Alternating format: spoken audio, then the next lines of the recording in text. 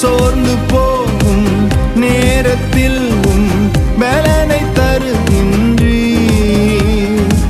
சத்துவமில்லா வேளையில் அதை பெருகச் செய்கின்றீர். பலனடைந்திடுவே, உயர பறந்திடுவே, புது பலனடைந்திடுவே,